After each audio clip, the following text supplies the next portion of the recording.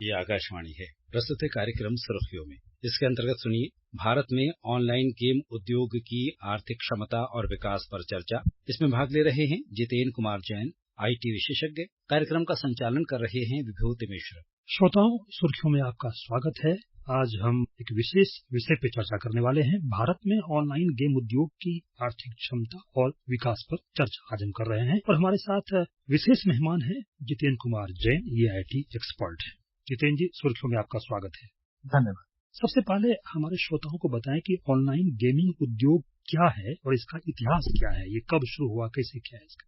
देखिए, इतिहास में जाने के लिए आपको पहले जो ये वीडियो गेम्स हैं इनके बारे में समझना होगा। एक दौर 2 दशक पहले ऐसा था जहां पे लोग अपने घरों में एक वो टीवी वाले वीडियो गेम लेकर आते थे, उसमें 2 जॉयस्टिक होते थे और 1 या 2 लोग उसमें ज्यादा से ज्यादा मिलकर उसको खेला करते थे। उसके बाद एक दौर थोड़ा सा अलग बदला जहां पे कंप्यूटर आया, कंप्यूटर के साथ लैपटॉप आया और लोग कंप्यूटर लैपटॉप पे उन्हीं गेम्स को खेलने लगे। उसका एक फायदा या नुकसान ये था कि उन्हें अलग से एक नया वीडियो गेम खरीदने की जरूरत नहीं थी, कैसेटें खरीदने की जरूरत नहीं थी। लैपटॉप के कीबोर्ड का या कंप्यूटर के कीबोर्ड का इस्तेमाल एज अ जॉयस्टिक किया गया और उसमें एक नहीं अनेक गेम आप कभी भी नए नए गेम आप डाउनलोड करके खेल सकते थे। आप एक कंपनी से बंधे नहीं थे। आप जो ऑनलाइन गेम कहीं पे भी अवेलेबल था आप डाउनलोड कीजिए, खेलिए। उसके बाद एक दौर अभी पिछले दशक में ऐसा आया जब से इंटरनेट का आगाज हुआ, हाई स्पीड इंटरनेट आए तो मल्टीप्लेयर गेमिंग का इजाद हुआ। कंप्यूटर पर बैठ के लोग विश्व के दूसरे कोनों में जो लोग बैठे उनके साथ ऑनलाइन गेम आप खेल रहे थे। वो बढ़ते बढ़ते आज एक ऐसा दौर आया है कि जहां पर आज हर व्यक्ति के पास पिछले 4-5 साल में आप देखेंगे और अभी जो लोकतांत्रिक देश हैं, जो नए उभरते हुए इकोनॉमीज हैं, विकसित राष्ट्र हैं, वहां पर भी आज तकरीबन सबके पास स्मार्टफोन है और स्मार्टफोन होने के साथ साथ सबके पास हाई स्पीड इंटरनेट अवेलेबल है। कम से कम 100 MBPS की स्पीड आज सबको मिल रही है।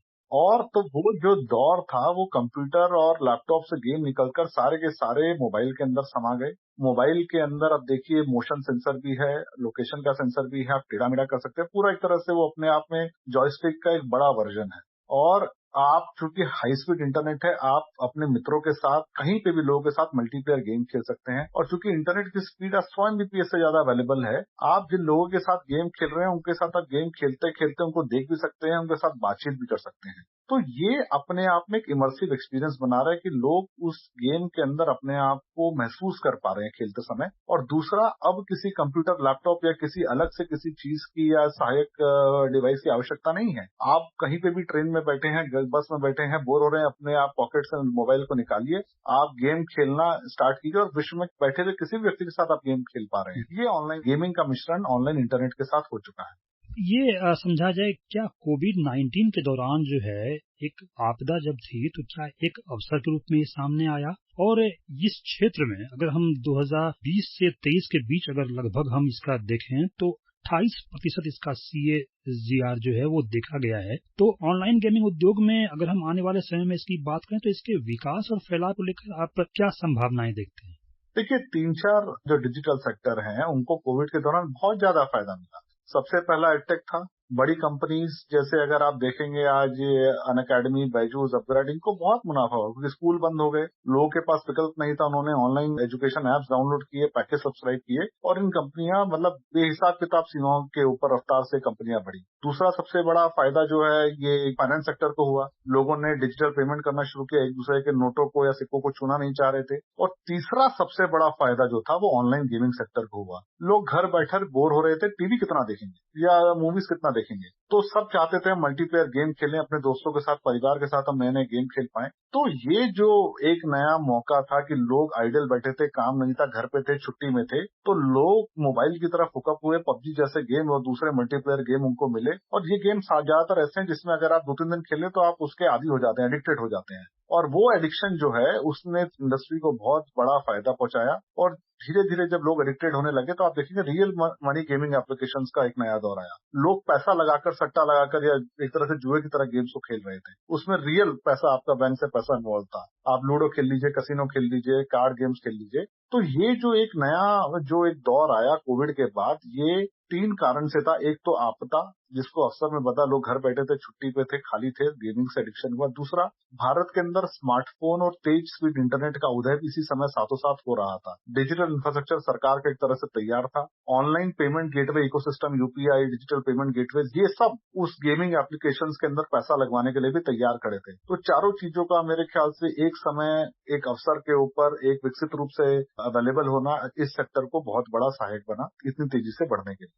जी हाँ, अगर हम अनुमानों की बात करें तो वित्त वर्ष 2028 तक यह 15% CAGR के साथ 33,243 करोड़ तक और बढ़ सकता है। और वैश्विक गेमिंग उद्योग का आकार जो है 2021 में हम सबको मालूम है कि $300 बिलियन ये पार कर गया था। फिल्म और संगीत उद्योग के संयुक्त बाजारों से भी अधिक भारत में ऑनलाइन गेमिंग सेगमेंट वैश्विक ऑनलाइन गेमिंग राजस्व का रेवेन्यू का 1.1% हिस्सा है। ऐसे में अगर आने वाले वर्ष में अगर इस क्षेत्र में हम प्रत्यक्ष या परोक्ष रोजगार की बात करें तो आप क्या हालात देखते हैं? देखिए, ये आंकड़े 2021-22 के हैं और लोग कह रहे हैं कि भारत के अंदर ये गेमिंग इंडस्ट्री $3 बिलियन की है, जो कि मोटा मोटी आप मान लीजिए 25,000 करोड़ रुपए हुए। मैं मानता हूं कि आज के समय में इंडस्ट्री 2023 तक मेरे ख्याल से ऑलरेडी 35-40 हजार करोड़ की पहुंच चुकी है और करीबन 1 लाख लोग इस इंडस्ट्री में काम कर रहे हैं, सपोर्टिंग रोल में, कस्टमर केयर या जो भी हुआ जी। और उस 40,000 करोड़ के अंदर से आप मान लीजिए जो कम से कम नहीं तो 30,000 करोड़ का रेवेन्यू है, 70-80% वो रियल मनी गेमिंग एप्लीकेशन का रेवेन्यू, जहां लोग पैसा लगा रहे हैं, उससे खेल रहे हैं। एक तो ये एक बड़ा उसमें है और दूसरा एक आपको ये भी देखना पड़ेगा कि ये जो 40,000 करोड़ हैं, ये तो अकाउंटेड रेवेन्यू है, जो आप एक तरह से कैलकुलेट कर रहे हैं कि लोगों ने अपना इतना टैक्स डिक्लेयर किया, अपना टर्नओवर दिखाया, जीएसटी टीडीएस भरा। मैं मानता हूं इससे कम से कम 5 गुना 10 गुना रेवेन्यू, लाखों करोड़ का रेवेन्यू वो है जो अनअकाउंटेड है। अब वो जमाना तो है नहीं कि आपको कैसीनो चलाना है तो लाइसेंस भारत सरकार से मिलेगा तभी आप यहाँ पे जमीन लेकर खोल पाएंगे। अब तो डिजिटल कैसीनो खुल गए हैं, केमन आइलैंड, मॉरिशस में वेबसाइट बनाइए, पूरे विश्व में कहीं से भी चलाइए, लोग यहाँ से पैसा लगा रहे हैं। तो ये मुझे लगता है कि बहुत बड़ी चुनौती हमारे क्षेत्र में सरकार के सामने, समाज के सामने खड़ी है कि किस तरह से जो इलीगल जो गेम चल रहे हैं, इनके दुष्प्रभावों को, इनके आर्थिक नुकसानों को रोका जाए। हम ऑनलाइन गेमिंग उद्योग के सकारात्मक पहलू को समझने का प्रयास कर रहे हैं और हमारे जो सुर्खियों के जो श्रोता हैं उनको आप ये समझाइए कि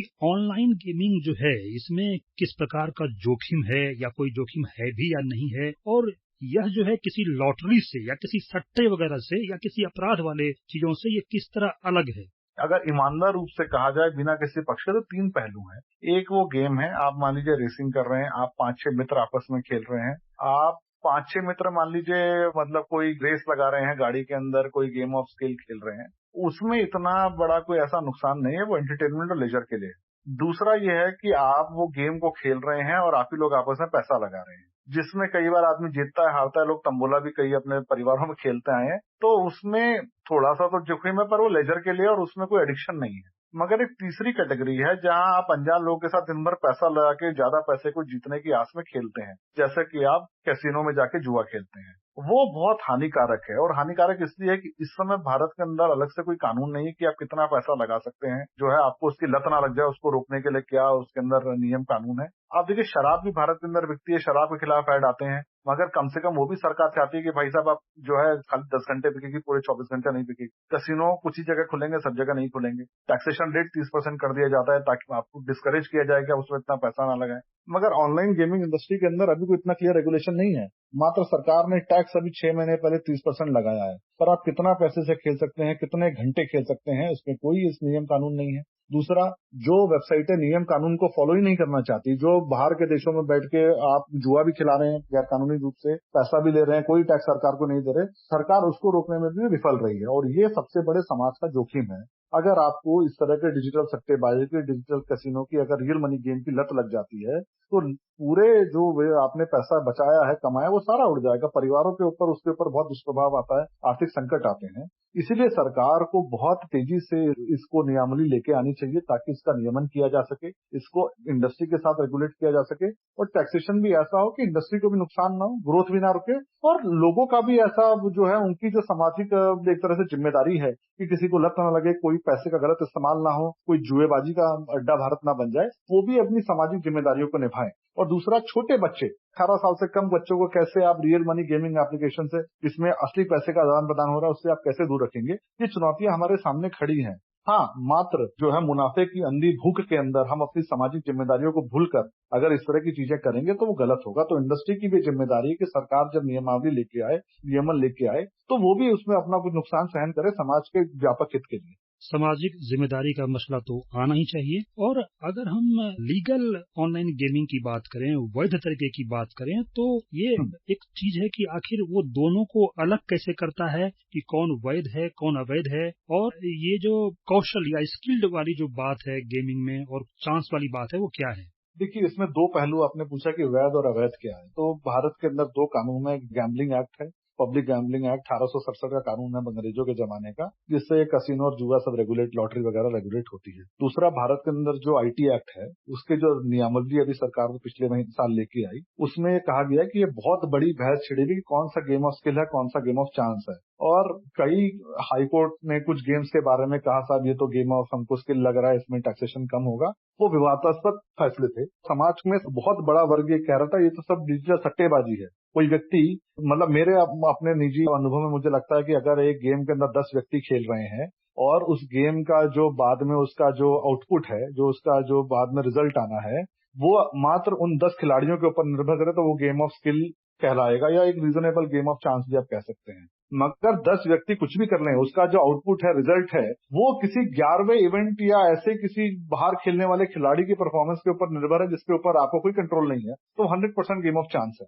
आप और मैं कहें कि साहब हम 10 प्लेयर की टीम बनाते हैं और असली मैच में वो प्लेयर कितने रन बनाएगा उसके हिसाब से हम जीतेंगे हारेंगे, तो उस प्लेयर पे आपका कोई रोल नहीं है अनलेस एंड अनटिल आपने मैच फिक्स किया हो। तो अगर आप ऐसा कोई गेम खेल रहे हैं तो वो सट्टेबाजी है, गेम ऑफ चांस है। और सरकार ने भी इस चीज को पहचानते हुए कहा कि साहब हम एक बॉडी बना रहे हैं, वो बॉडी तय करेगी कौन कौन से गेम जो हैं गेम ऑफ स्किल हैं। पहले आप अपना एल्गोरिथम बताइए, उसके बारे में बताइए कैसे खेला जाता है, क्या उसका रिजल्ट है, क्या लॉजिक इन्वॉल्व है, तो हम आपको सर्टिफिकेट देंगे, साहब आप गेम ऑफ चांस है। अगर उस सर्टिफिकेट के अलावा जितने सारे गेम ऑफ स्किल सरकार सर्टिफिकेट देगी, बाकी सब गेम ऑफ चांस होगा। उसके ऊपर सरकार आपसे 28-30% जो है आप लॉटरी के बराबर का या जुए के बराबर का टैक्स देगी। तो मुझे लगता है कि सरकार को भी अब ये पहचानना है कि जो गेम ऑफ चांस है वो सरकार के आर्थिक हित में तो है, पर समाज के आर्थिक हित में नहीं है। समाज में जुआखोरी की लत पैदा करेगा। जो गेम ऑफ स्किल है वो उसको ज्यादा हमको प्रमोट करना चाहिए। अब चुनौती ये भी है कि जो ये रियल मनी गेमिंग एप्लीकेशन है, जो ज्यादातर गेम ऑफ स्किल चांस के ऊपर चल रही है, सट्टेबाजी के ऊपर चल रही है, 80% रेवेन्यू वो लेकर आती है। तो ये दुधोरी तलवार है। जैसे आज आप देख लीजिए, शराब और सिगरेट के अगेंस्ट में सरकार कितने बड़े बड़े कैंपेन चलते हैं, पर सबसे ज्यादा रेवेन्यू वही लेकर आता है, इसलिए वो चलते भी हैं और उनके खिलाफ भी कैंपेन चलता है। यही हालत आज ऑनलाइन गेमिंग की है। इसको बढ़ाना भी है, इससे टैक्स भी चाहिए और इससे समाज के अंदर लत और जुआखोरी भी खेलेगी। तो सरकार को एक बैलेंस बनाकर चलना है। जी हाँ, आपने रेवेन्यू की बात की, तो अगर ये हम इस पे अनुमान लगाएं तो देश की अर्थव्यवस्था में इसका कितना योगदान है और इसमें कितना विदेशी निवेश आता है? देखिए, आज 25,000 करोड़ के बराबर की ऑनलाइन इंडस्ट्री है और इसमें निवेश की तो आवश्यकता कम है। सादा मुनाफा ही मुनाफा। एक बार आप गेम बना लीजिए, पूरे विश्व के अंदर $300 बिलियन कारोबार हो सकता है भारत के अंदर अगले 5 साल में 4 गुना हो जाए, 24,000 करोड़ की जगह 1 लाख करोड़ का कारोबार हो जाए।